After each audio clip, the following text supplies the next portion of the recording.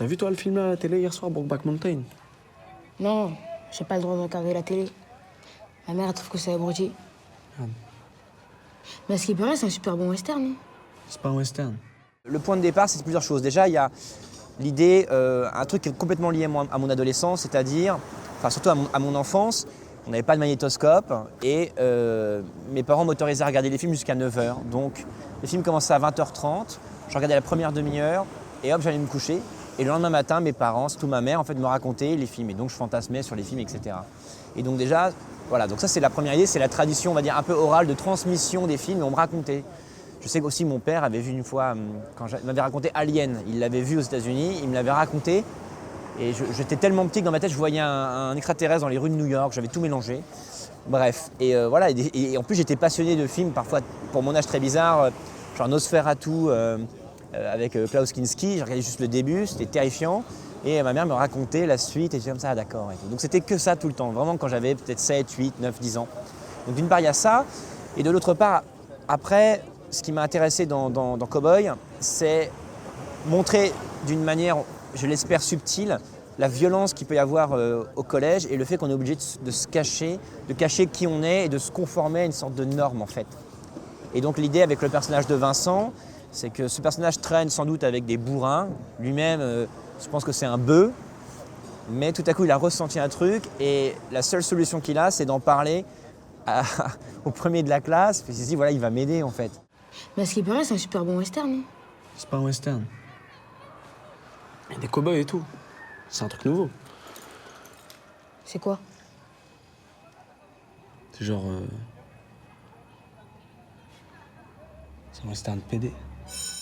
Et là, pour le coup, moi, je me reconnais dans le personnage de Moussa parce que quand j'étais au collège, j'étais tout petit. Hein, je ne vais pas revenir sur mes problèmes de puberté extrêmement tardive.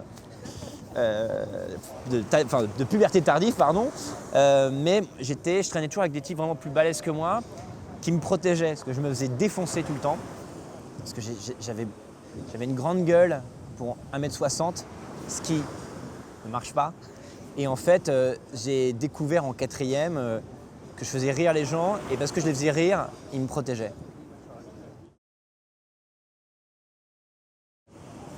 J'ai adoré le film, j'ai trouvé que c'était une très belle histoire d'amour et avec Joris, mon co-scénariste, en fait, on s'est dit que c'était un film si touchant qui pouvait surprendre les gens parce qu'il ne s'agit pas d'une histoire, on s'en fiche qu'il soit homosexuel, c'est pas le problème. C'est une histoire d'amour entre deux êtres humains et c'est avant. Et s'il y a un film qui peut toucher les gens et les perturber dans le bon sens du terme, en tout cas, c'est bien celui-ci. Et donc voilà, donc on s'est dit, ah bah ouais, clairement. D'ailleurs, je serais curieux de voir ce que des adolescents peuvent penser de ce film. Et forcément, quand un film passe la veille au soir, le lendemain, plein de gens l'ont vu. Et ce que j'aime, c'est l'idée qu'on a un âge où les garçons et les filles à 13-14 ans, ils ne sont pas très proches, ils ne se comprennent pas trop. Ils ont vu ce film, ils auraient des tonnes de choses à se dire, ils pourraient échanger, mais ils ne vont pas le faire. Et alors qu'ils pourraient apprendre, et quand ils sortent, à la fin, ils s'envoient des vannes, la rencontre ne se fait pas. Mais c'est pas grave.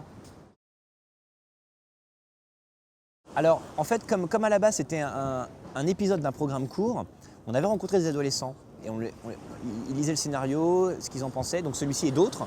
Et ils trouvaient ça plutôt juste et tout. Mais voilà. Mais après, moi, j'ai surtout réécrit avec mes comédiens, c'est-à-dire en regardant ce qu'ils faisaient lors des auditions. Il y a un comédien qui s'appelle Marlon, qui a failli emporter le rôle de Vincent, mais finalement, Finnegan, qui était bien plus mûr, a été pris. Mais c'est lui qui m'a rajouté 2-3 dialogues que j'ai trouvé tellement bien sentis, je les ai rajoutés. Je lui ai dit, écoute, je vais les rajouter. Et donc, on a réécrit pour que leur phrasé devienne le phrasé du script. Et donc, du film. L'idée, c'était que il fallait que le western, c'est un univers ultra violent. On tue pour un oui, pour un non, tout le monde a des armes. Hein. Et donc je voulais évoquer l'univers du western, mais le collège, parce que pour moi le collège, ça a été le western. Et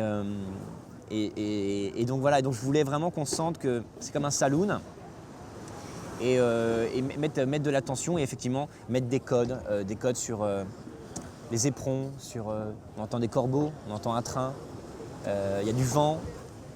Une espèce d'esprit comme si tout à coup on allait voir une espèce de tu vois, de trucs de branches qui roulent comme ça. Je voulais qu'on sente tout ça.